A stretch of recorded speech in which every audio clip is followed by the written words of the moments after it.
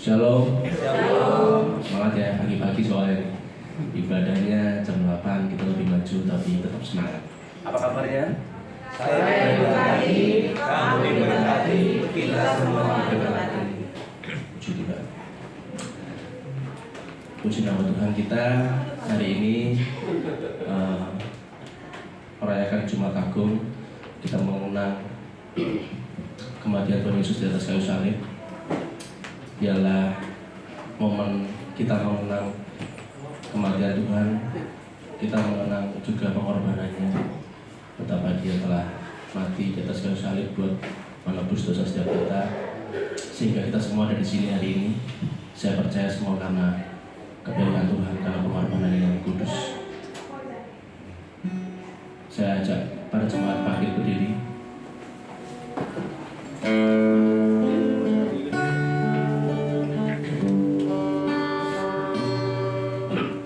Kami bersyukur Tuhan untuk pagi ini Bapak. Kami tahu Tuhan, hari ini kami merayakan Jumat Agung Tuhan. Kami mau terus mengingat Tuhan betapa pengorbanan Tuhan yang besar dalam hidup kami Bapak. Engkau sangat baik, bahkan teramat baik Tuhan. Kami bersyukur, kami berterima kasih Tuhan. Berterima kasih dalam-dalamnya dalam hati kami Bapak. Terima kasih Tuhan Yesus.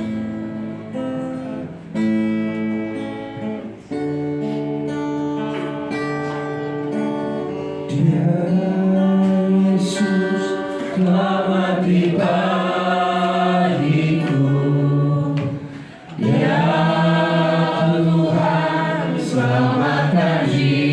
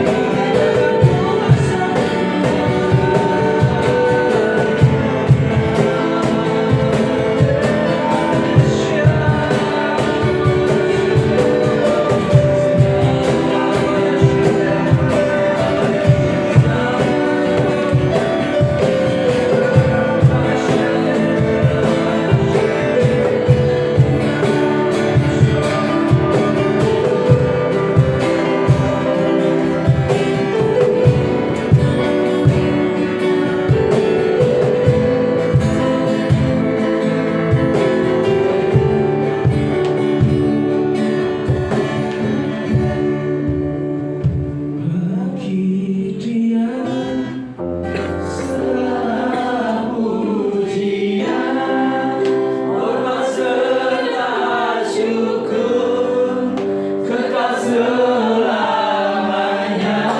bagi Dia segala pujian, hormat serta syukur selama-lamanya.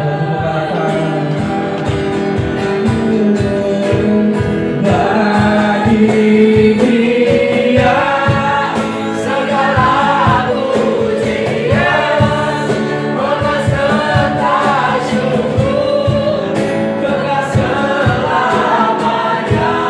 Bagi Dia segala pujian, hormat serta syukur selama-lamanya.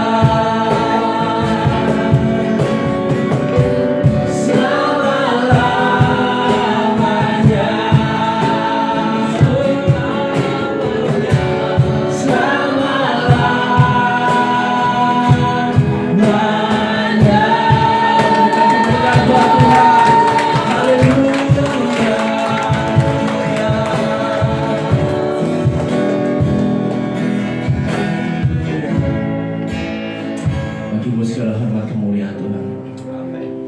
Tanpa terkecuali Tuhan, kami terus mau memuji-muji Engkau. Kami terus mau bersuka cita bersorak untuk hormat kemuliaan Tuhan. Terima kasih Bapa dalam nama Yesus. Amin. Amin. Amin. Haleluya. Mari kita pujikan. Dia bagi-bagiku, dia bagi-bagiku. Amin.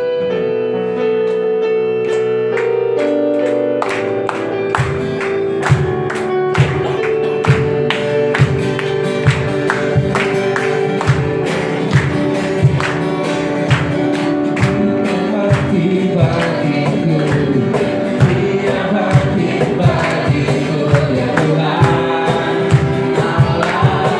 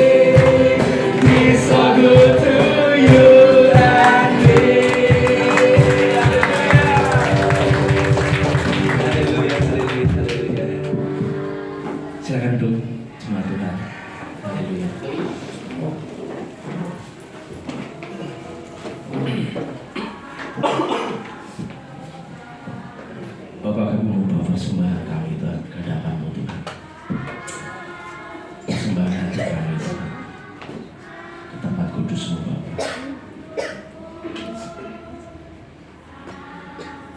Kami mengundang kemuliaan Tuhan hadir di tempat ini.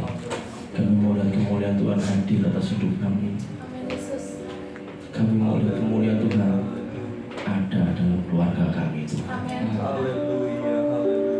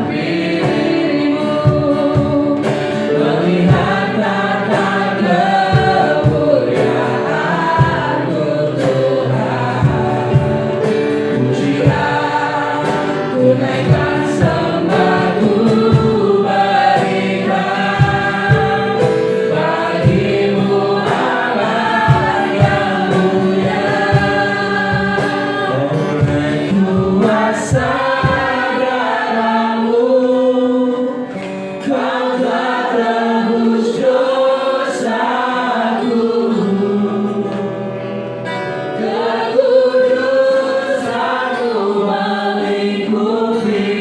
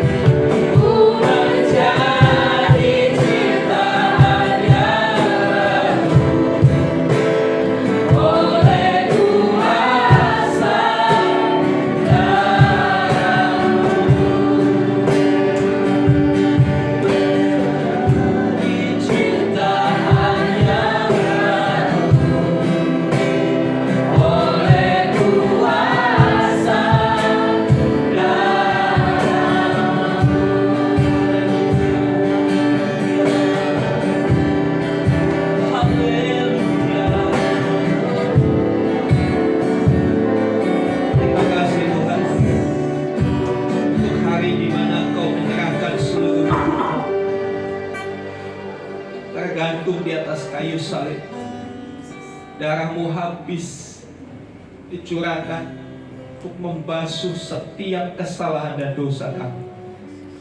Sungguh pengorbanan yang tidak ternilai. Kami tidak dapat membalasnya. Kami hanya bisa bersyukur untuk apa yang sudah Tuhan Yesus lakukan. Terima kasih Tuhan Yesus. Kau luar biasa. Bersyukur hari ini kami boleh memperingati momen itu. Biarlah peringatan ini bukan hanya sekedar ritual gerejawi, tapi biar ini terus memberikan pengertian, pemahaman, dan penghayatan untuk kami lebih lagi mengiring Tuhan di tengah situasi apapun di dunia ini. Kami tahu Tuhan Yesus tetap sama dulu, sekarang, dan selamanya. Kasih-Mu, kesetiaan-Mu luar biasa buat kami. Biar pagi hari ini kami belajar dari firman, untuk kami memahami apa yang terjadi di atas kayu salib. Biarlah salib bukan hanya sebagai simbol kekristenan, tapi kami boleh menghidupi makna salib itu dalam kehidupan kami sehari-hari. Terima kasih Bapak. Berkati saudara-saudara kami yang sudah bawa kami masuk dalam pujian penyembahan. Terimalah mereka tidak menjadi sia-sia di dalam Tuhan. Terima kasih Bapak. Dalam nama Yesus kami berdoa. Amin. Silakan duduk Bapak Ibu Saudara. Terima kasih untuk tim Praise and Worship. Ya, saudara yang dikasih Tuhan, bersyukur hari ini kita memperingati Hari Jumat Agung. Di kalender nasional kita diberi tanggal merah. Berarti pemerintah Indonesia mengakui ini adalah hari raya Kristiani. Ditulis memang wafatnya Isa Al-Masih. Ya, bagi beberapa orang yang di luar Kristen, mereka mempertanyakan iman kita. Mereka berkata, kenapa orang Kristen menyembah Yesus? Menganggap Yesus itu Tuhan. Udah gitu, Tuhannya mati lagi. Oh, Tuhan mati. Biarkan saja mereka ngomong apa, mereka nggak ngerti sih. Iya. Kematian Kristus adalah sebuah pertukaran, ya, pertukaran pada kayu salib.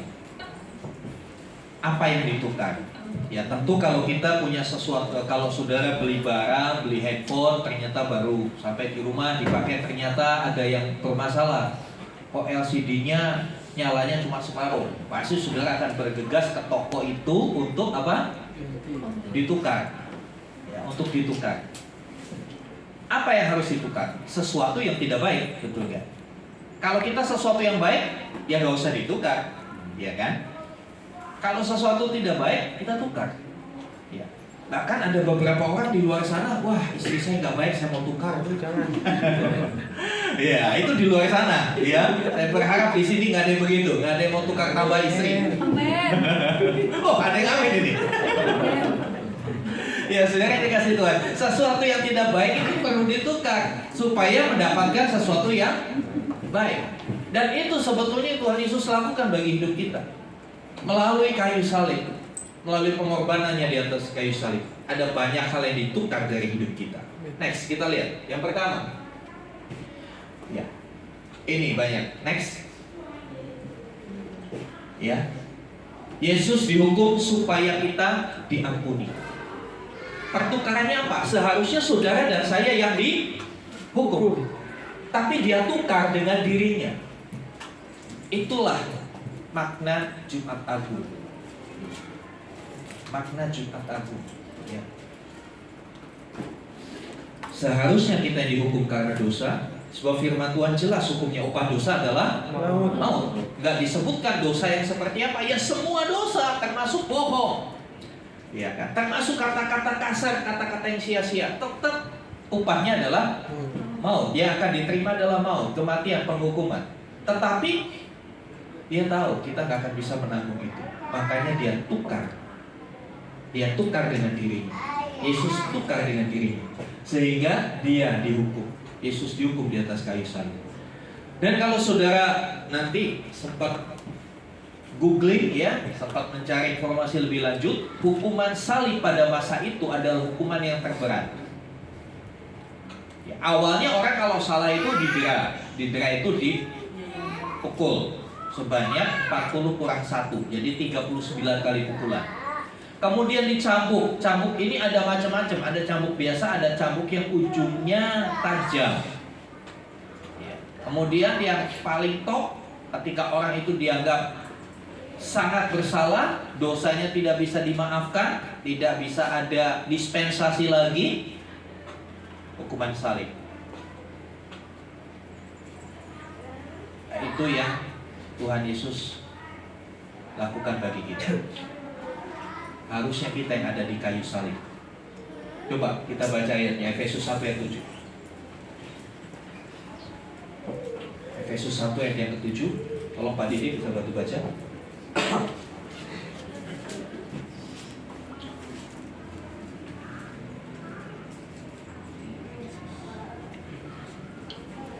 Efesus 1 ayat Efesus 1 ayat 7.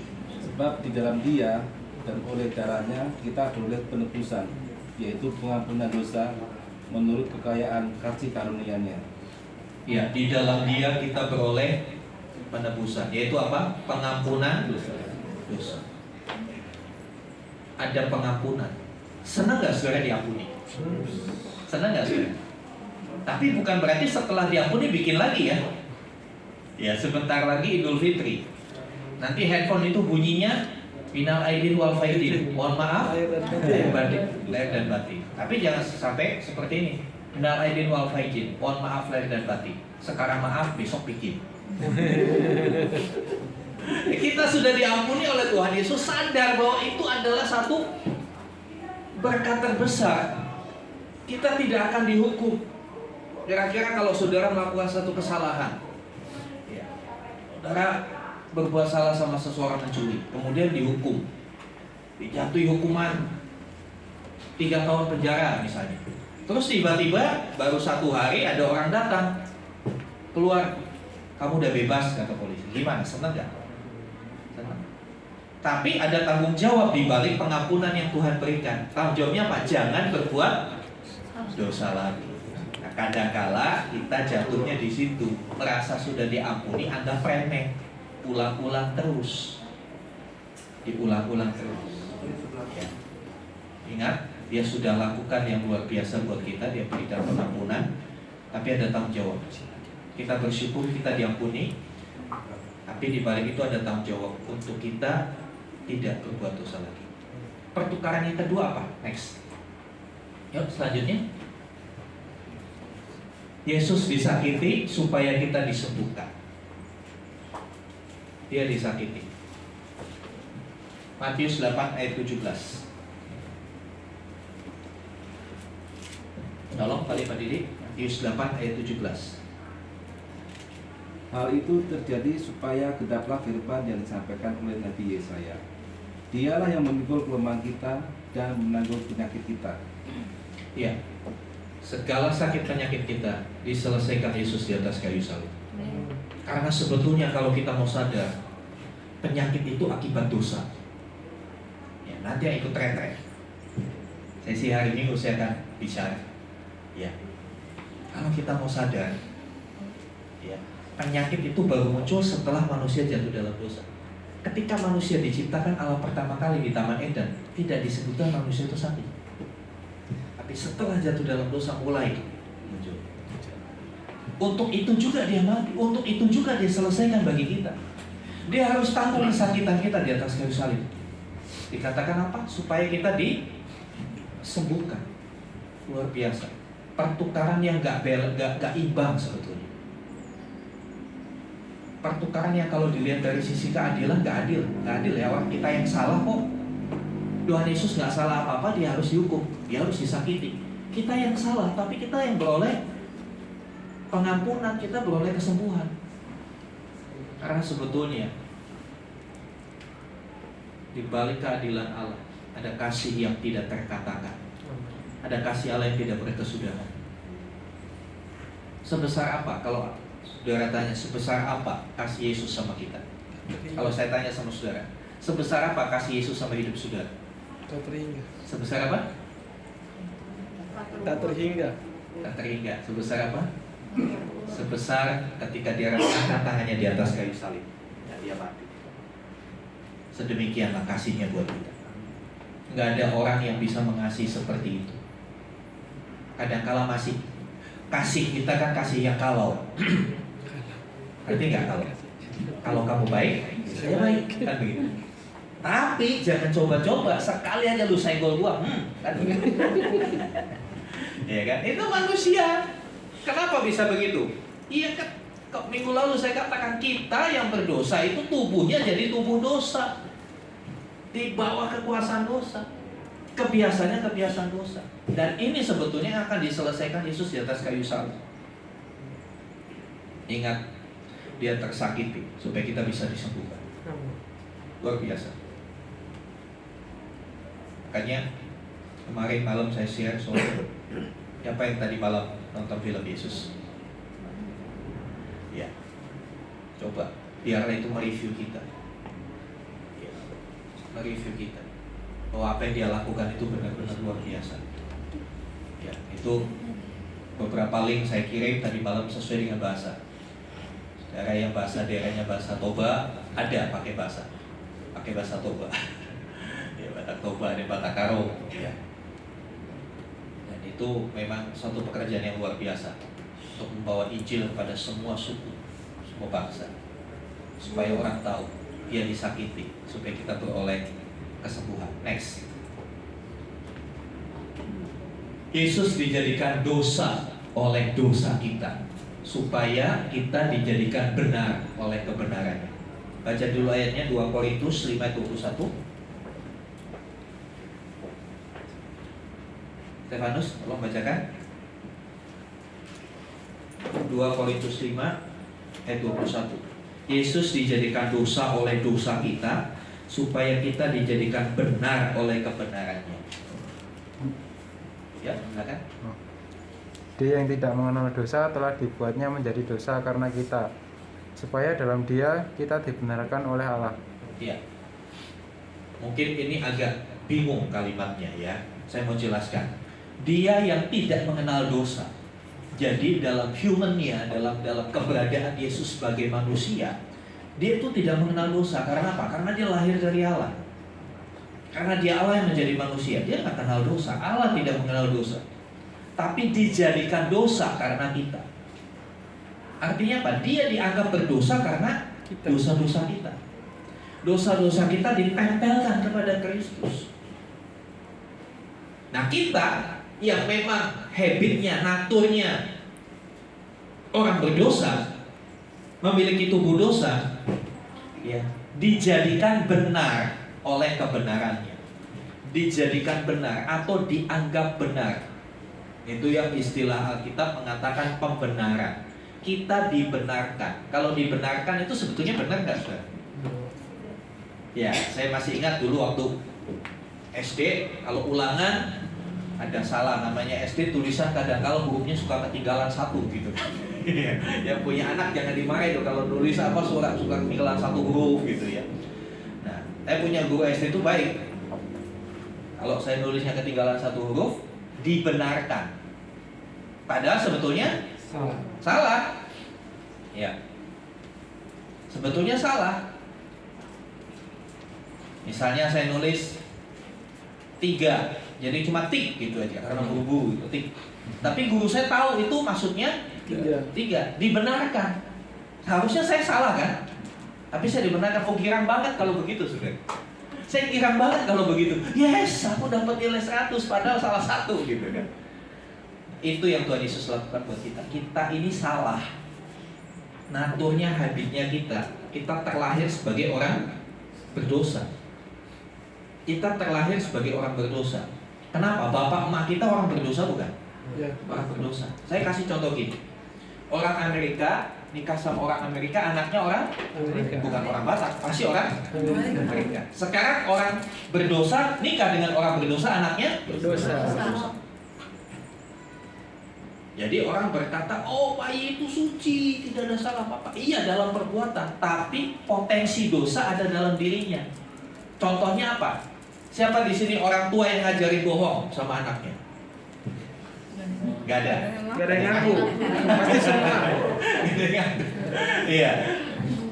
Waktu masih bayi usia Ivana gitu, nah kamu harus pintar bohong nanti ya, kan nggak mungkin. Atau ngajari egois, tapi anak-anak itu muncul egoisnya, muncul bandelnya, nakalnya muncul tanpa diajari. Kenapa? Iya, dalam dirinya ada benih dosa yang terbawa dari genetik bapak maknya. Nah, kita yang berdosa dikatakan dibenarkan. Tapi Yesus yang tidak berdosa dijadikan dosa. Ditukar posisinya. Luar biasa pertukaran ini. Ya, kalau saudara mau bertukar pasti tukar dengan yang lebih baik, betul nggak? Ya kan? Pak Rudi Manurung sebagai karyawan mau nggak ditukar posisinya? Jadi apa dulu? Tanya dulu jadi apa dulu, gitu kan? Jadi apa dulu? Jadi apa dulu, ya kan? Kalau cuma jadi tukang ngosek WC nanti dulu nggak mau. Tapi kalau jadi direktur mau nggak? Mau Pak? Ya kan? Mau. Terutama mau gajinya. Yes. Tanggung jawabnya nanti dulu gitu. Kita biasanya ditukar dengan yang lebih. Tapi Yesus, dia mau tukar dirinya dengan yang di bawah.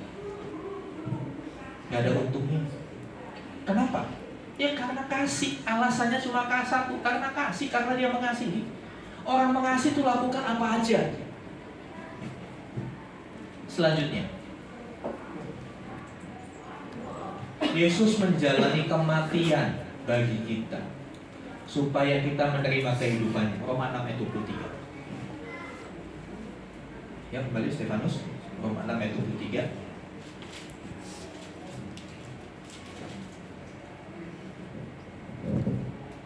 Sebab upah dosa ialah maut, tetapi karunia Allah ialah hidup yang kekal di dalam Kristus Yesus Tuhan kita. Ya, upah dosa adalah maut. Tetapi karunia Allah adalah hidup kekal di dalam Kristus Yesus. Yesus harus mengalami kematian. Setelah hari ini kita peringati, orang lebih siang, kemudian sore dia mati, sampai besok, sampai hari Minggu dia bangkit. Dia harus mengalami kematian. Allah yang menjadi manusia itu harus mati supaya saudara dan saya hidup. Lalu ada orang bertanya gini, Pak, katanya Yesus mati supaya kita hidup. Oh, buktinya kakek saya mati, untung saya mati, padahal dia rajin di gereja. Ya, tubuh memang akan mati, tapi roh dia akan tetap hidup. Saya suka kasih clue begini, saudara. Kalau kita mati di dalam Kristus, kita akan hidup. Kalau kita mati di dalam Kristus, kita akan hidup. Tapi kalau kita mati tidak di dalam Kristus, kita akan terus mati. Ada kebangkitan yang dia janjikan, ada kehidupan kekal yang dia sediakan buat kita yang mau percaya. Dia tukar, dia rela harus mati supaya kita tidak mati terus, supaya kita bisa dihidupkan. Selanjutnya, next. Yesus mengalami kemiskinan bagi kita supaya kita menikmati kelimpahan. 2 Korintus 8 ayat 9. Kalau Pak Didi, 2 Korintus 8 ayat 9. Karena kamu telah mengenal kasih karunia Tuhan kita Yesus Kristus, bahwa Ia yang oleh karena kamu menjadi miskin, sekalipun Ia kaya, supaya kamu menjadi kaya oleh karena kemiskinannya. Iya, pertukaran status kaya dan miskin.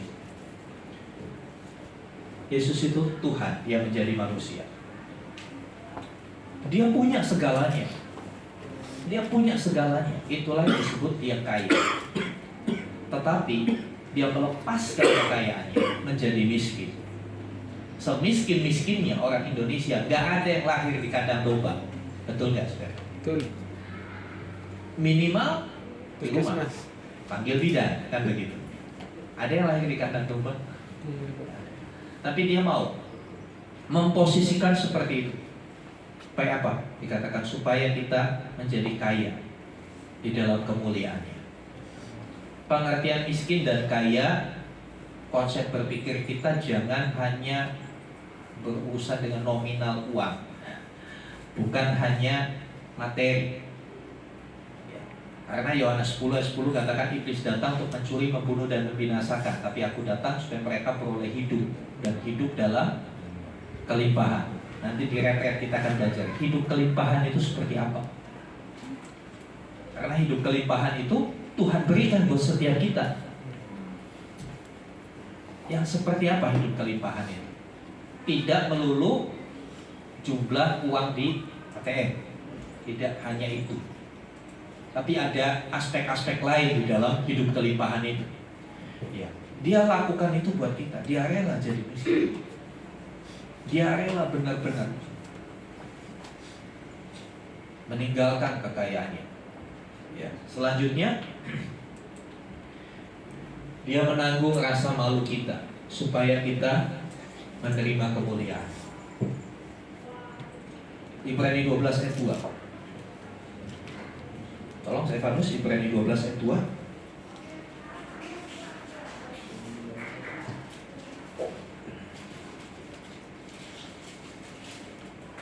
Silakan. Marilah kita melakukannya dengan mata yang tertuju kepada Yesus, yang memimpin kita dalam iman, dan yang membawa iman kita itu kepada kesempurnaan, yang dengan mengabaikan kehinaan tekun memikul salib, ganti sukacita yang disediakan bagi Dia, yang sekarang duduk di sebelah kanan tahta Allah. Ya, dikatakan Tuhan Yesus dengan tekun menanggung kehinaan. Kenapa dikatakan kehinaan? Pada masa itu orang yang disalib itu terhina. Orang yang disalib itu benar-benar dianggap sampah buat masyarakat. Dan kalau kita melihat di film itu kan, ya, tetap Tuhan Yesus disalib pakai pakaian kan? Ada yang menutupi aurat. Faktanya sejarah mengatakan benar-benar polos. Benar-benar dilepaskan semua, dipermalukan habis-habisan. Sampai auratnya kelihatan. Dia rela lakukan itu supaya kita dapat kemuliaan. Apa maksudnya kemuliaan? Supaya kita gak dipermalukan. Dia rela menanggung malu supaya kita mendapat kemuliaan. Suatu hal yang luar biasa. Makanya Ibrani 12 katakan, ingat selalu akan Dia. Dia sudah lakukan itu buat kita. Makanya setelah kita diangkat dalam kemuliaan, jangan lagi melakukan perbuatan-perbuatan yang memalukan. Ini tanggung jawab kita. Tuhan sudah ambil kehinaan itu, rela dipermalukan supaya kita dimuliakan. Kita yang sudah dimuliakan, sudah hidup sebagai orang benar, orang yang percaya kepada Kristus. Mari kita jangan lagi melakukan perbuatan-perbuatan yang memalukan. Saudara tahu nggak? Tanpa sadar dunia ini mengakui kekristenan itu punya standar yang lebih tinggi. Walaupun seringkali kita dibully, kita dihina. Tapi kekristenan mereka mengakui bahwa kita punya standar. Coba. Orang Kristen loh. Ya orang Kristen. Ada satu label. Karena sebetulnya mereka mengakui bahwa kita itu punya standar yang lebih tinggi. Kalau saudara pergi ke Jawa Tengah, ini saya dapat berita ini dan saya bersyukur. Di Jawa Tengah, di kota Semarang, itu yang dari Jawa Tengah pasti tahu, ada alun-alun besar namanya Simpang 5. Ya, di Simpang 5 itu ada Masjid Agung Kota Semarang, besar sekali. Ada kisahnya di situ. Waktu pembangunan beberapa kali dibangun, gagal. Kenapa? Duitnya dikorupsi terus. Akhirnya panitianya sepakat menunjuk satu pendeta jadi bendahara. Setelah perdebatan antara haram dan harum gitu ya. Akhirnya diputuskanlah pendeta yang jadi bendahara. Ketika keuangan masih dipegang pendeta, jadi ada satu kemuliaan buat nama Tuhan. Tapi bukan berarti nggak ada pendeta yang korupsi. Banyak juga pendeta yang korupsi. Artinya, kenapa mereka mau menyerahkan keuangan itu sama anak Tuhan? Karena sudah ada label, anak Tuhan itu pasti hidupnya benar. Tapi yang menyedihkan, fakta kadang-kala berkata lain. Ada namanya Yohanes di penjara. Iya kan? Saya tuh paling sedih kalau pelayanan di penjara, sudah. Dulu saya sering pelayanan di penjara. Saya sedih. Ketika pulang pelayanan penjara, teman saya tanya, gimana pelayanannya? Ya puji Tuhan, sambil agak loyo gitu. Saya sedih. Banyak nggak yang datang? Ya 100 lebih. Oh hebat ya, banyak. Oh saya sedih. Kok pelayanan di penjara ibadah banyak yang datang, kok sedih? Kenapa? Ya karena banyak orang Kristen yang di penjara. Itu yang bikin saya sedih. Harusnya bukan tempatmu di situ kan begitu. Ya. Ya kalau di penjara pasti rajin semua ibadah. Kalau nggak ada bimbingan rohani Kristen, misalnya biasanya hari Jumat bertepatan dengan mereka sholat, yang Kristen ibadah. Itu kalau sudah waktunya ibadah, itu sel-sel itu dipukulin, ayo ibadah. Jadi wajib. Yang lagi enak-enak tidur pun harus bangun. Kalau enggak dapat hukuman. Jadi mereka ibadah. Ya, beda dengan gereja. Gak mungkin saya kontrol saudara satu-satu gitu kan. Nanti telat ibadahnya. Ya. Jadi saya kalau pelayanan di penjara, kalau lihat banyak jemaat yang datang, saya sedih. Aduh, ternyata banyak anak Tuhan yang hidupnya melakukan sesuatu yang bikin malu Tuhan. Tapi mereka harus tetap dilayani supaya ada titik balik, titik pertobatan. Sekali lagi, dia rela dipermalukan untuk kita, supaya kita dimuliakan. Kita yang sudah dimuliakan, ayo jaga hidup kita. Jangan lagi lakukan hal-hal yang memalukan. Saya nggak perlu jelaskan satu-satu hal yang memalukan. Saudara tahu apa itu. Selanjutnya, pertukaran apa lagi yang terjadi di salib? Yesus menanggung ketertolakan kita supaya kita diterima oleh Bapa. Matius 27 ayat 46. Tolong Pak Didi, Matius 27 ayat 46. Kira-kira jam 3 berserulah Yesus dengan suara nyaring, Eli, Eli, lama sabachthani. Artinya, Allahku, Allahku, mengapa engkau meninggalkan aku? Ya saudara, detik-detik menjelang kematiannya di atas kayu salib, ketika orang sudah mulai pada bubar, pada pulang, dia berseru, Eli, Eli, lama sabachthani. Ini bahasa Arab. Ya, Eli, Eli, lama sabachthani. Artinya itu terjemahkan, Allahku, Allahku, mengapa engkau meninggalkan aku? Kenapa? Yang tadinya Yesus berkata aku dan Bapa adalah satu, tapi ketika di atas kayu salib, kenapa Bapa meninggalkan dia? Satu alasan, karena dia menanggung dosa kita. Keberadaan Yesus tadi kita sudah belajar, Yesus menjadi dosa, dan Bapa itu tidak bisa melihat dosa. Dia sangat jijik, dia sangat muak melihat dosa, sehingga Bapa meninggalkan dia. Yesus di atas kayu salib dia ditolak, bukan karena salahnya, tapi karena salah kita yang ditebus. Kesalahan kita ditimpakan sama dia, akhirnya dia yang salah. Karena dia salah, Bapa meninggalkan dia. Supaya apa? Supaya saudara dan saya diterima. Kalau dosa itu masih nempel sama kita, kita yang ditolak. Betul? Tapi karena dosa kita diambil, ditanggung dia yang harus mengalami saat tertolak. Beberapa penafsir mengatakan momen yang paling berat dalam kehidupan Kristus adalah ketika dia berseru ini.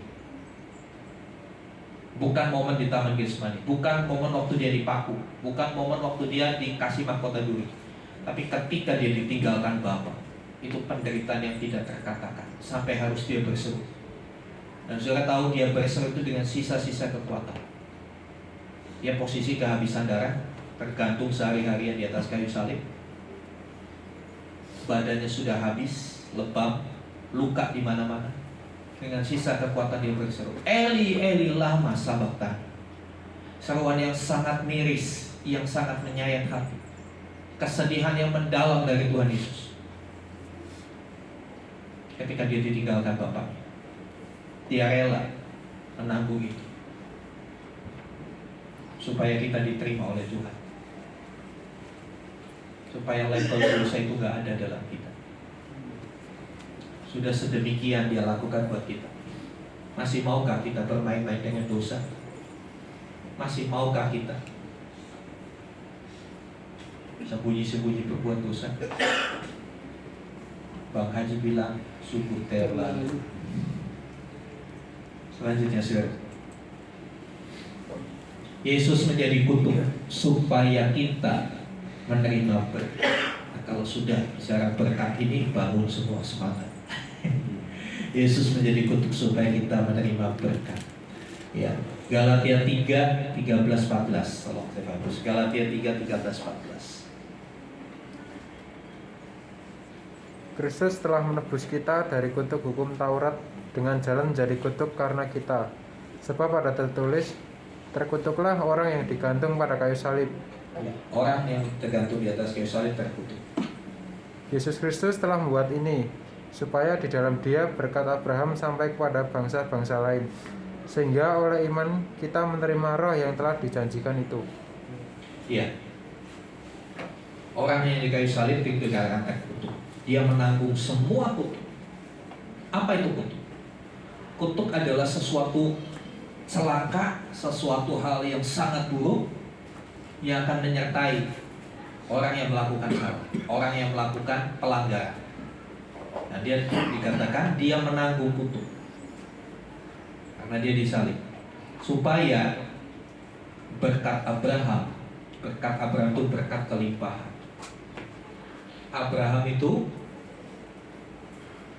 salah satu gambaran orang yang hidup dalam kelimpahan, diberkati terus. Kemanapun dia pergi, berkat Tuhan menyertai. Dan dikatakan supaya berkat Abraham jatuh pada bangsa-bangsa lain, termasuk kepada kita, karena dia sudah mengangkat kutuk itu, supaya kita menerima berkat. Oleh sebab itu, kadangkala orang tua zaman dulu kadangkala ya mengutukin anaknya. Aku nanti begini. Banyak orang yang ketemu saya, Pak, saya pernah dikutuk sama mama saya karena saya bikin salah begini. Terus bagaimana? Ya saya takut kutuk itu terjadi. Kalau kamu percaya kepada Kristus, kutuk itu dipatahkan, dibatalkan. Karena apa? Di atas kayu salib dia tanggung kutuk ini. Luar biasa. Yang dia lakukan itu sungguh luar biasa.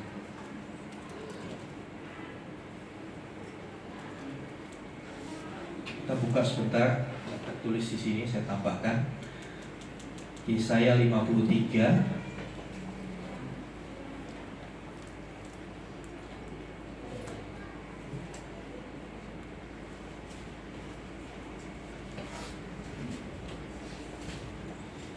ya, Yesaya 53 saya akan bacakan dari ayat 1.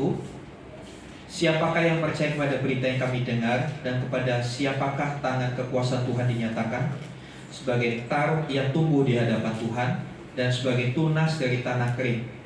Dia tidak tampan, dan semaraknya pun tidak ada, sehingga kita memandang dia, dan rupa pun tidak, sehingga kita menginginkannya. Ia dihina dan dihindari orang, seorang yang penuh kesengsaraan, yang biasa menderita kesakitan. Ia sangat dihina, sehingga orang menutup mukanya terhadap dia. Bagi dia kita pun, dan bagi kita pun dia tidak masuk hitungan. Tetapi sesungguhnya penyakit kitalah yang ditanggungnya, dan kesengsaraan kita yang dipikulnya. Padahal kita mengira dia kena tulah, dipukul dan ditindas Allah. Tetapi dia tertikam oleh karena pemberontakan kita. Dia diremukkan oleh karena kejahatan kita. Ganjaran yang mendatangkan keselamatan bagi kita ditimpakan kepadanya, dan oleh bilur-bilurnya kita menjadi sembuh. Kita sekalian sesat seperti domba, masing-masing kita mengambil jalannya sendiri. Tetapi Tuhan telah menimpakan kepadanya kejahatan kita sekalian. Dia dianiaya, tetapi dia membiarkan diri ditindas, dan tidak membuka mulutnya. Seperti anak domba yang dibawa ke pembantaian, seperti induk domba yang keluh di depan orang-orang yang menggunting bulunya. Ia tidak membuka mulutnya. Sesudah penahanan dan penghukuman, ia terambil. Dan tentang nasibnya siapakah yang memikirkannya? Sungguh ia terputus dari negeri orang-orang hidup. Dan karena pemberontakan umatku, ia kena tulah. Saudara yang dikasih Tuhan, ini adalah gambaran dari karya Kristus. Karena kita, dia menderita. Karena kita, dia harus mengalami hal yang sangat mengerikan. Saudara yang dikasih Tuhan, pertanyaannya, bagaimana kita menyikapi, bagaimana kita meresponi apa yang sudah Tuhan Yesus lakukan buat kita? Next. Ya, caranya supaya pertukaran itu benar-benar terjadi, supaya kita boleh mengalami, ya, diampuni, kita mengalami disembuhkan, kita mengalami kebenarannya, hidup dalam kebenarannya, kita mengalami kehidupan, kita mengalami kelimpahan, kemuliaan, penerimaan oleh Bapa, kita mengalami berkat. Caranya percaya. Saya percaya setiap kita adalah orang yang percaya, mempercayai Kristus dengan karyanya untuk kita. Amin. Bukan cuma percaya, kita perlu bertobat. Masakah dia harus mengalami itu kembali karena kita gak mau bertobat? Pengorbanan dia cukup sekali. Jangan biarkan dia harus mati kembali, disalib kembali. Bertobat itu artinya berhenti dan berbalik arah dari cara-cara hidup yang salah, pikiran-pikiran yang jahat, hati yang keras, hati yang memberontak. Ayo kita mau bertobat. Dan selanjutnya ikut dia. Ikut dia, seperti minggu lalu saya katakan, barang siapa mengikut aku, dia harus menyangkali dirinya, memikul salibnya, dan mengikut Yesus. Sekali lagi kita yang mengikut Yesus. Jangan suruh Yesus ikut kita. Jangan dibalik. Kita yang ikut Yesus, bukan Yesus yang ikut kita.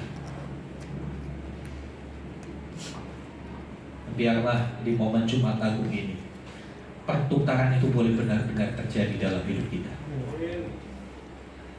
Mari sama-sama kita datang kepada Tuhan. Saya udah bersih kembali ke tempatnya.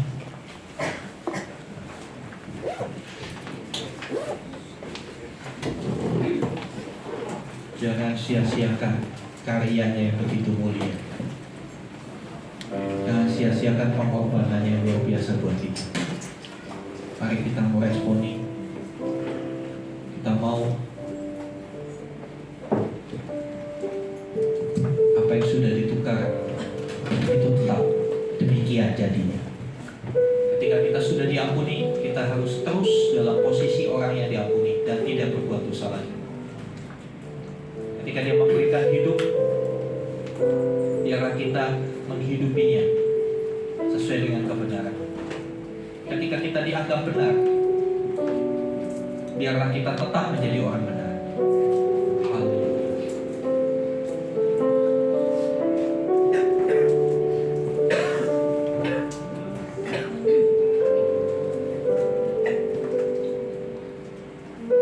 Ambil waktu teduh sejenak, saudara. Mari kita mengenang kembali apa yang sudah Tuhan Yesus lakukan di atas kayu salib.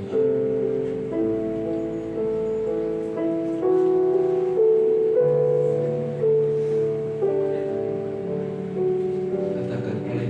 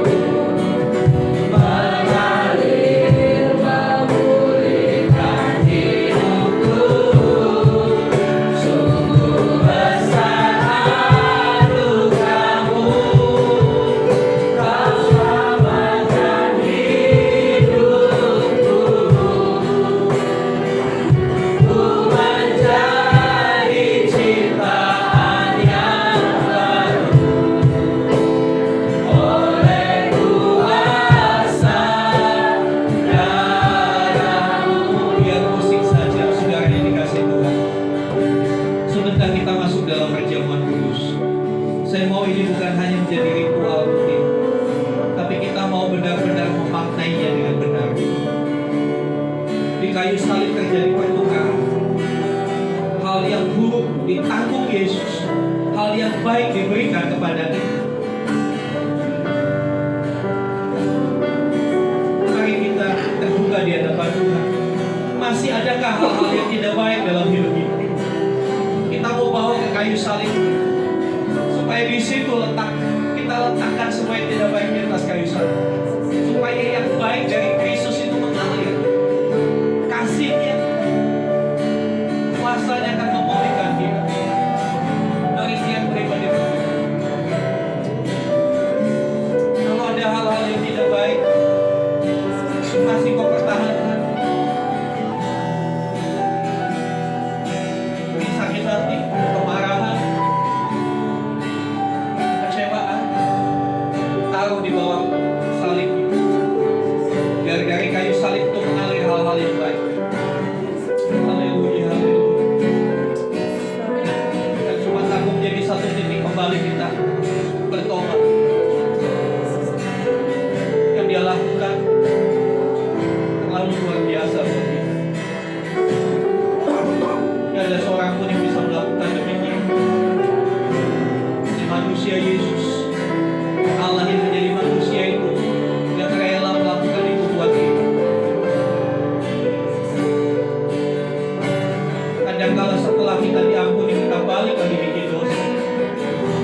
Setelah kita dipulihkan, setelah kita dibersihkan, balik lagi kita melakukan hal yang kotor dan cemara. Hal itu tidak boleh berulang, saudara. Ya, hal itu tak boleh berulang. Mari sebelum kita masuk dalam perjamuan kudus, minta pertukaran itu kembali terjadi hari ini. Engkau dipulihkan kembali, engkau dibaharui dalam roh dan jiwa. Haleluya, haleluya, haleluya.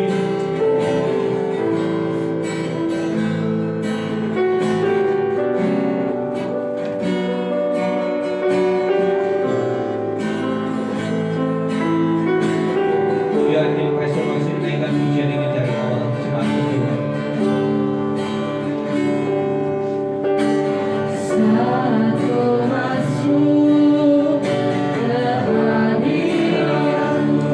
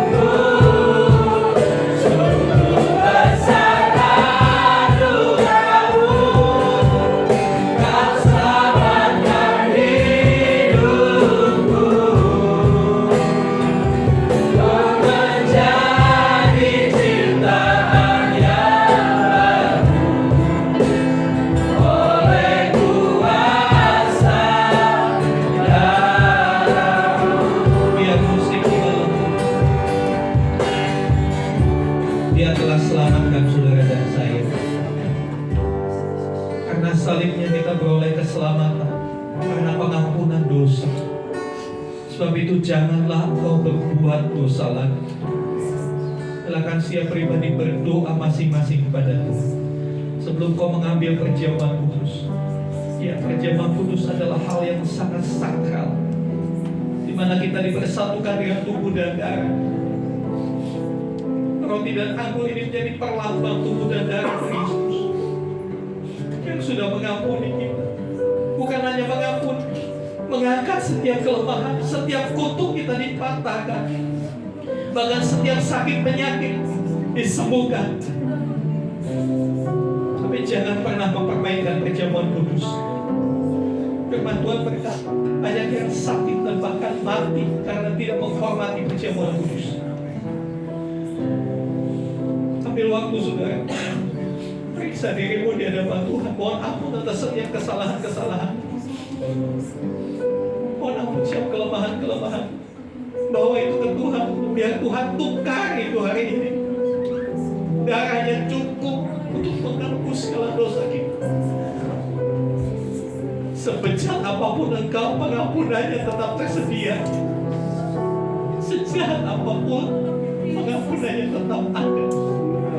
Sungguh besar kasihnya, pengorbanannya luar biasa. Haleluya, haleluya.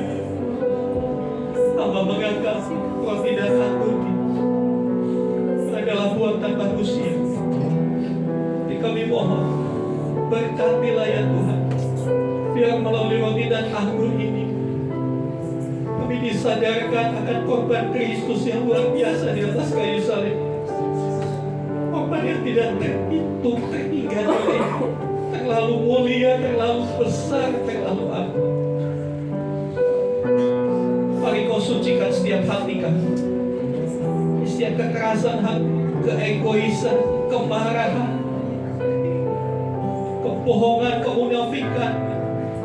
Ampuni kami Tuhan, sehingga kami berlayak dipersatukan dengan tubuh dan darah Tuhan. Terima kasih Tuhan. Terima kasih. Silakan saudara mengambil sambil terus dalam hadirat Tuhan. Tim worship boleh naikkan pujian ini.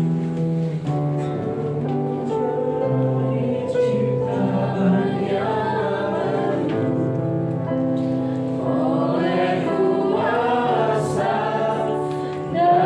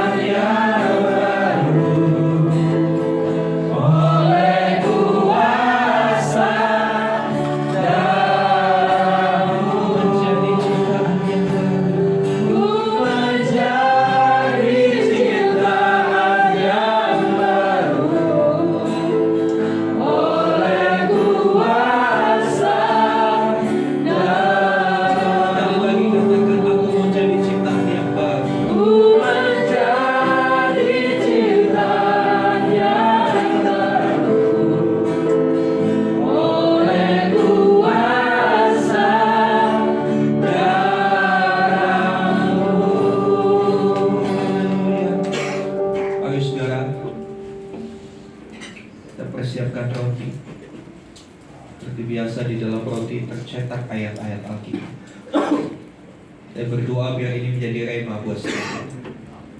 Biar ayat-ayat tersebut berbicara secara pribadi buat saudara. Karena sungguh Dia Allah yang mau berkomunikasi dengan umatnya. Haleluya, haleluya. Mari angkat tinggi roti. Kita ingat kembali apa yang Tuhan Yesus lakukan di atas kayu salib. Roti ini melambangkan tubuhnya yang tidak, yang dicambuk begitu rupa, hancur, lebam di mana-mana, luka tersayat di mana-mana. Untuk apa? Untuk saudara dan saya, untuk menebus ya kesalahan. Begitu dengarkan firman Tuhan.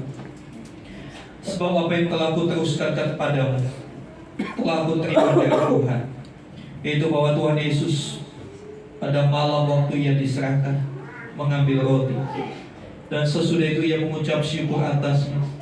Ia memecah-mecahkannya dan berkata, inilah tubuhku yang diserahkan bagi kamu. Perbuatlah ini menjadi peringatan akan aku. Serta roti yang ditangkap adalah persekutuan dengan tubuh Kristus. Amin. Di dalam nama Yesus mari kita makan bersama-sama.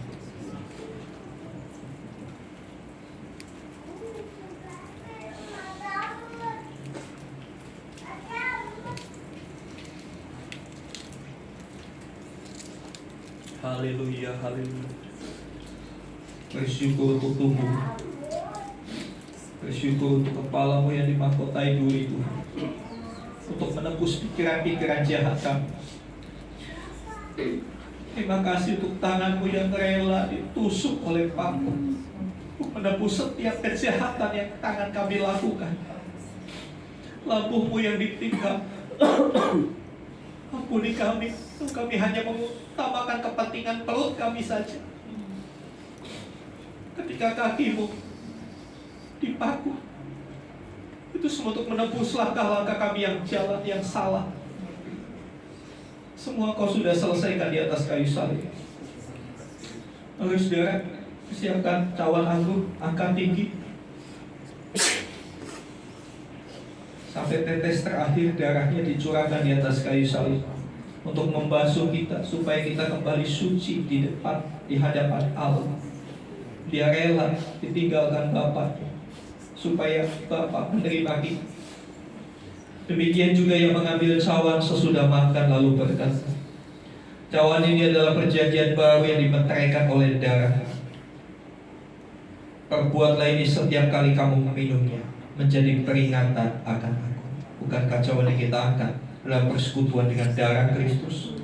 Amin. Di dalam nama Yesus kita minum bersama.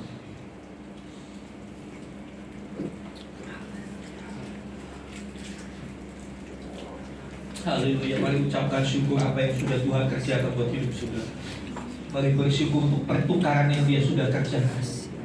Haleluya, haleluya. Kata terakhir yang diucapkan Tuhan Yesus di atas kayu salib adalah sudah selesai. Ya, semuanya sudah selesai Dia lakukan. Sudah sempurna Dia selesaikan itu bagi kita. Sekarang bagian kita, bagian Tuhan sudah selesai, Dia mati di atas kayu salib. Bagian saudara dan saya untuk kita hidup di dalam kebenaran. Bagian saudara dan saya untuk kita menghidupi kebenaran Tuhan dalam hari-hari hidup kita. Ada perlombaan iman yang harus kita selesaikan. Mari kita selesaikan bersama. Haleluya, haleluya. Pada akhirnya supaya kita boleh menjadi ciptaan yang baru. Hanya oleh kuasa darahnya kita menjadi ciptaan yang baru.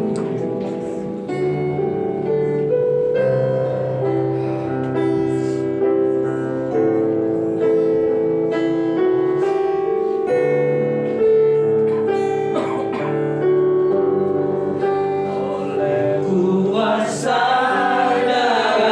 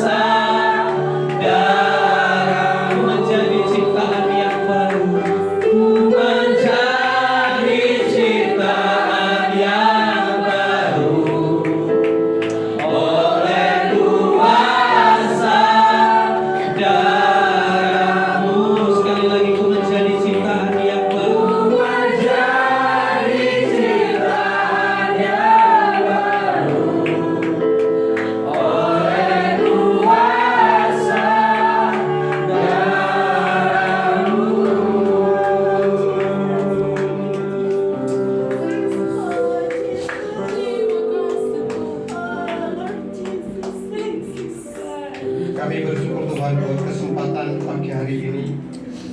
Kami boleh bersama-sama mengingat kembali bagaimana pengorbanan-Mu terhadap setiap kami Tuhan. Kami bersyukur buat setiap penebusan dosa, di mana ketika Bapa di surga memberikan putranya yang tunggal tergantung di kayu salib demi menebus setiap dosa dan pelanggaran setiap kami.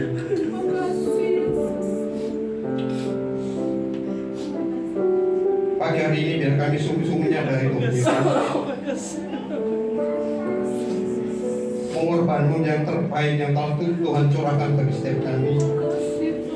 Biarlah pada pagi hari ini kami boleh mengambil keputusan Tuhan. Kami tidak sekedar untuk kami memperingati kematian Tuhan Yesus Kristus tahun demi tahun Tuhan, tetapi kami boleh melihat diri kami bagaimana kami hidup hari-hari ini Tuhan. Seringkali kami melukakan hati Tuhan. Sering kami main-main dengan setiap dosa yang kami alami Tuhan Yesus.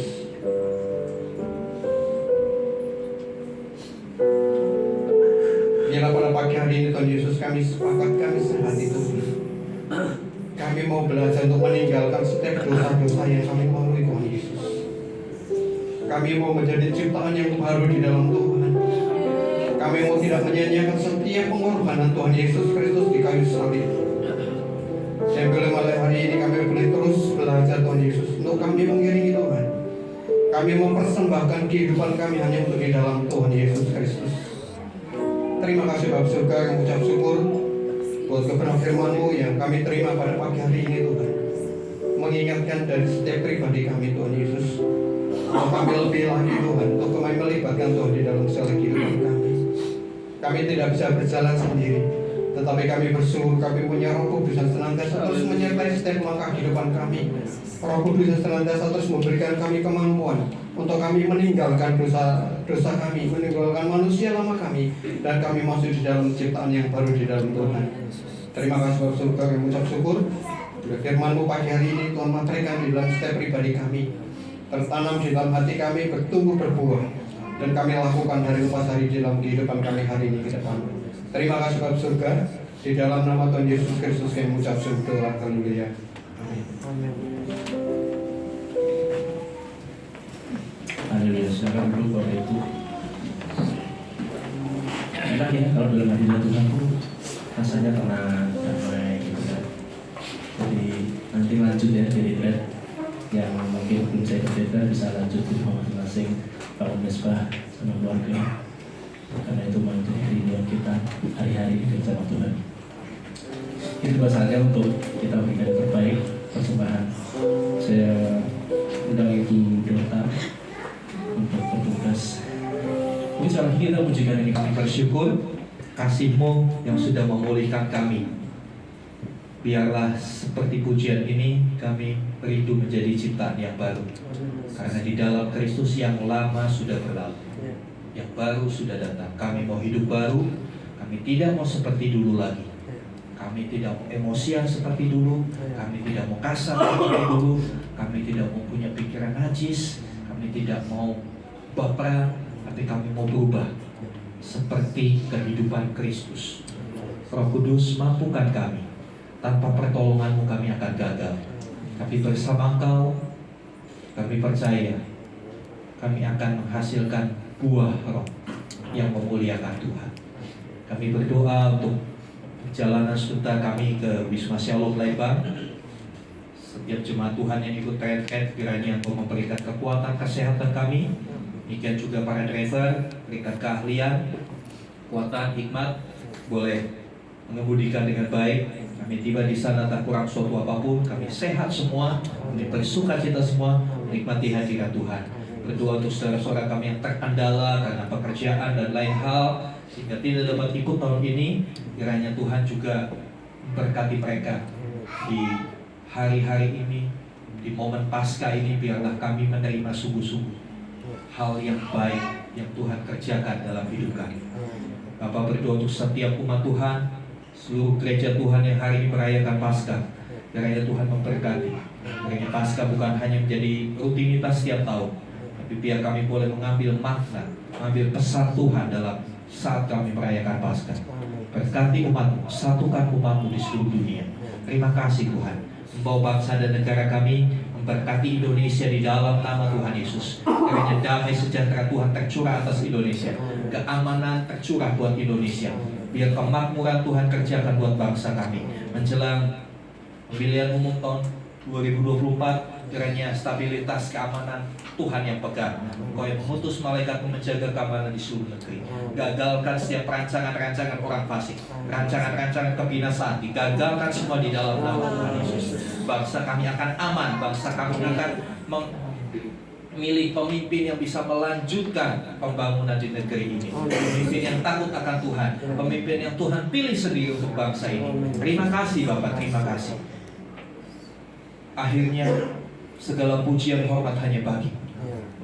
Mari Bapak Ibu buka hatimu, angkat tanganmu.